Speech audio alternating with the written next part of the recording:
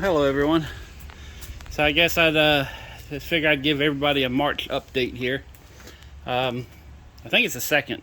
So a lot of stuff has been happening. Not too much here in the warehouse because I've been over at my house and in the studio working on that, which holy cow, there's a bunch of stuff going on there. But I have been getting some stuff done here.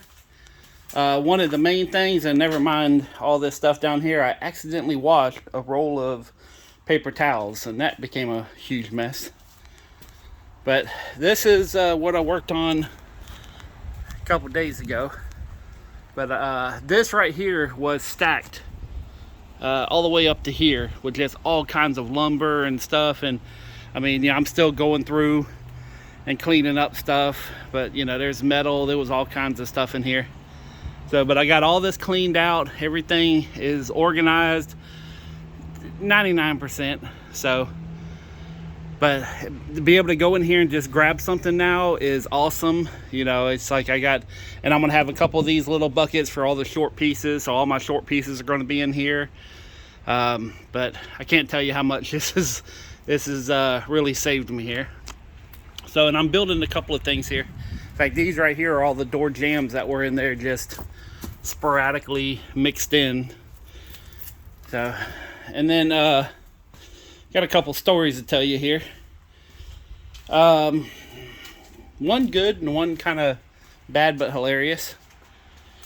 I'll do the bad but hilarious first. My neighbor came over last night, and he doesn't drive, so he was like, "Hey, can you take me up to the ATM to where I can go up and get some money because I need to get an Uber for him to go to work tomorrow."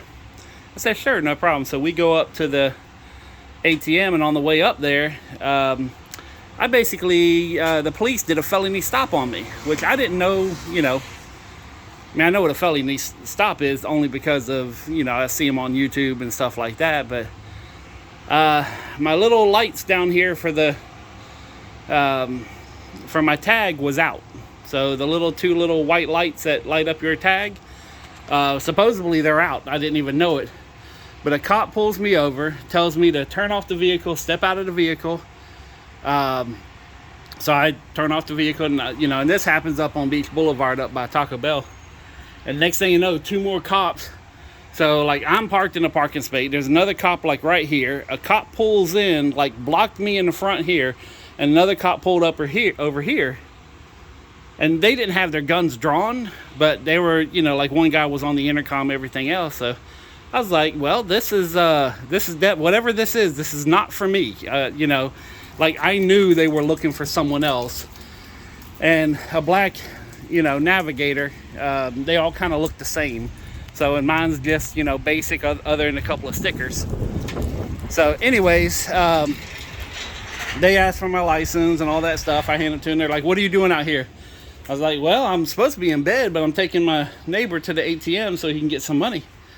And he was drunk. So they're like, "Have you been drinking?" I was like, "Nope, but he has." I was like, "That's why I'm driving." And I'm kind of laughing, okay? Because I know whatever all this bullshit was not for me at all. So anyways, they're like, "Do you have any guns or explosives or anything?" I was like, "Nope." I said, "I got some tools back there, but that's about it."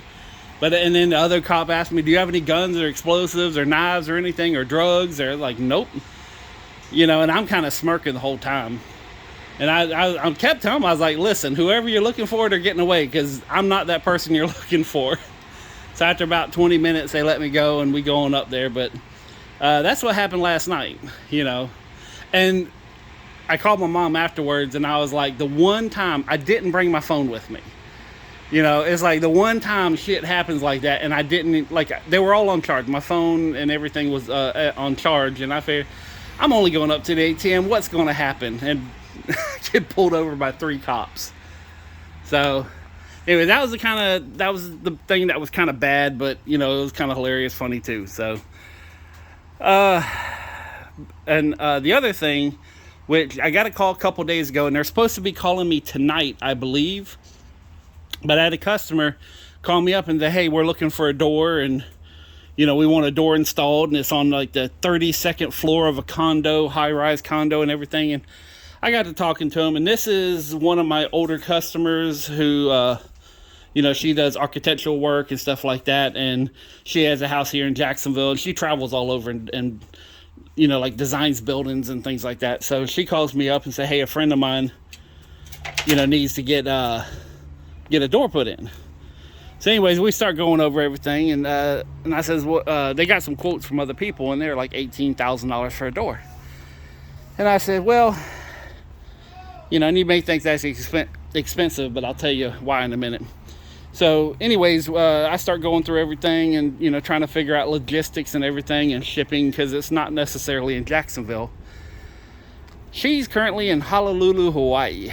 So I've done everything on my end. He has to do some work on his end, but I'm actually looking at possibly doing a job in Hawaii, which, if anybody wants to know like street cred on how good I am, that's how good I am.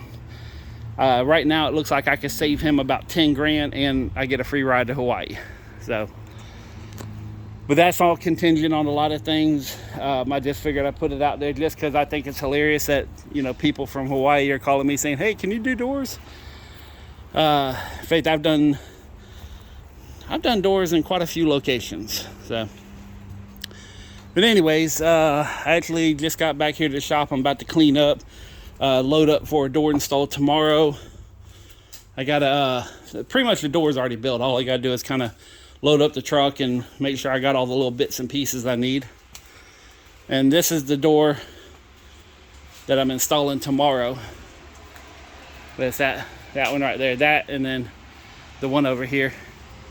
It's a double door. I gotta put the little sweeps on it and stuff and drill the handle for it. But that's this is one, I think they got a quote like 7 grand. I'm doing it for 32, I think it was. So, would the glass cost me, I think it was like 16 or 18 just to buy the glass.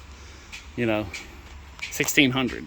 So, I mean, this is the most expensive glass I sell. So, but anyways, now it's just, I'm gonna get that loaded up and get a couple things done around here.